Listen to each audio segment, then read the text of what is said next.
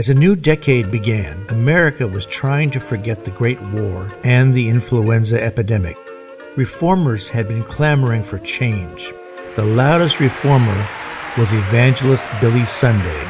Return to the saloon would mean the overthrow of civilization in our land. I'm going to live long enough to see America so dry you have to prime a man before he can spit.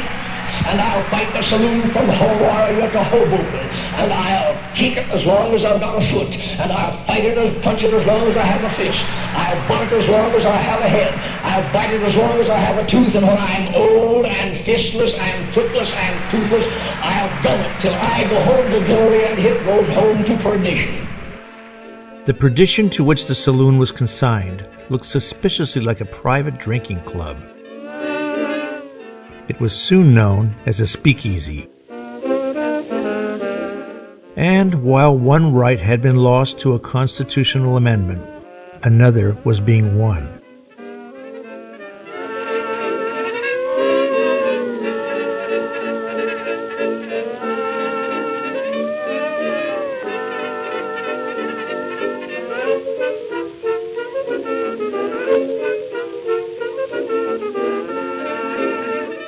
America of 1920 looked very different from the country that Cecil B. DeMille had crossed in 1913, especially its young women. A new freedom was being espoused, and Cecil saw his market changing. He would have to make films about the modern woman and for the modern woman.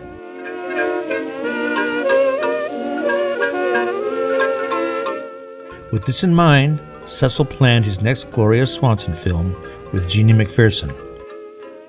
However, Adolph Zucker and Jesse Lasky wanted Cecil to direct a different project, something that his brother had been preparing. William DeMille had become a prominent writer-director, but Cecil took precedence.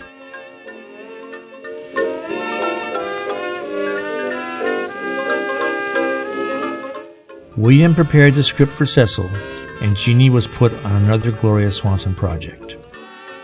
Regardless of who was writing or starring, audiences knew the real star of a DeMille film. Although the press was calling the film a sequel to Don't Change Your Husband, it was not. It was the story of a fussy and disapproving spouse.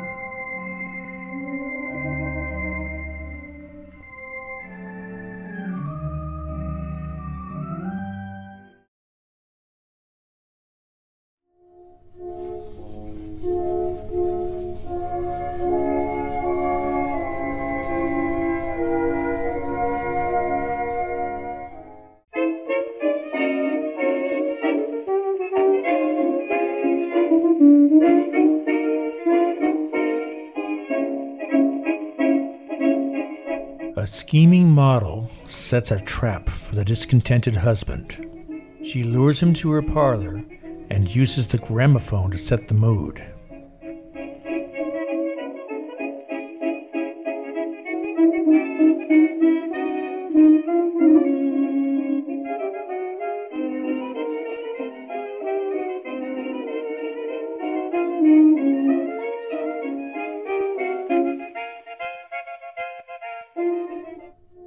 Lingering perfume leads to a hasty, incorrect conclusion.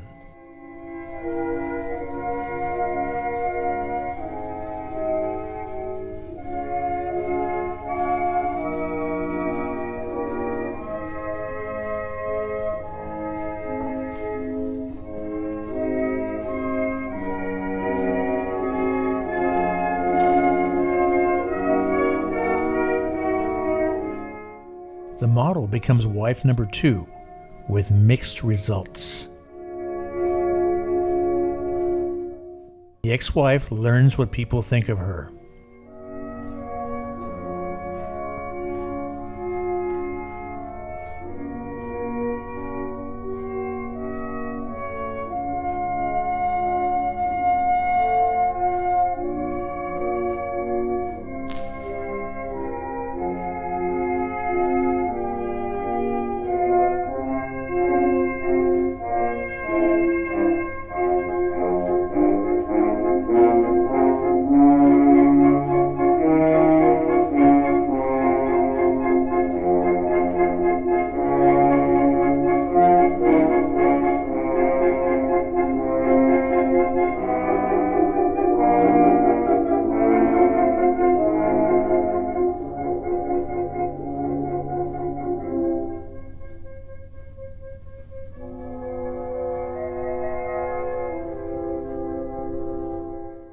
The exes are thrown together by an accident.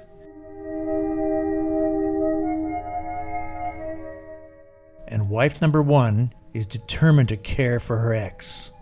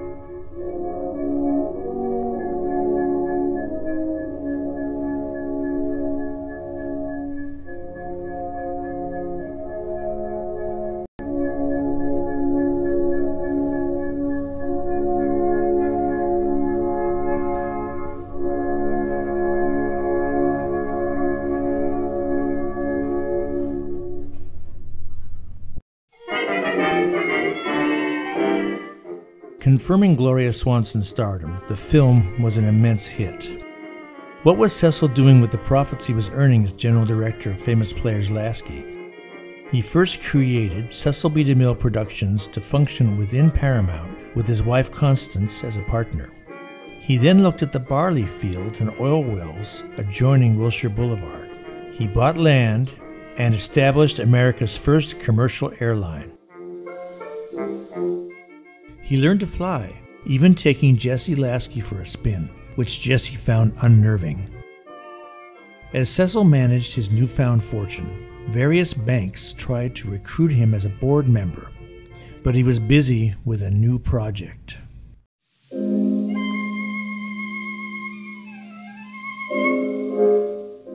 This was not a story of sophisticated moderns. It was a thoughtful tale of a handicapped man who has lost his faith.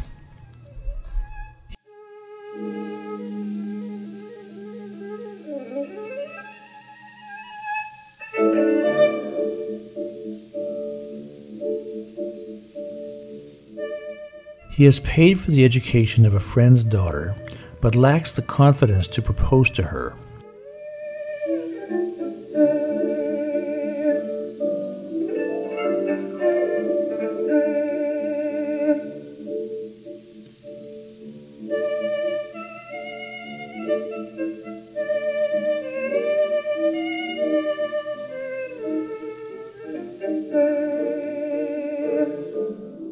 The girl becomes infatuated with another man.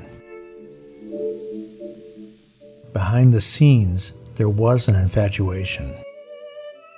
Cecil had to tell Gloria that he was not available, and the filming concluded without incident.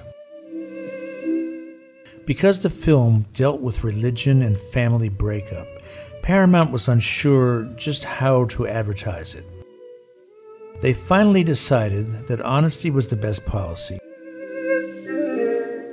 and critics agreed, if not every exhibitor. But the film did well. Paramount wanted to separate Gloria and Cecil because there was more money to be made from 5 stars in 5 separate films than there was in a 5-star ensemble.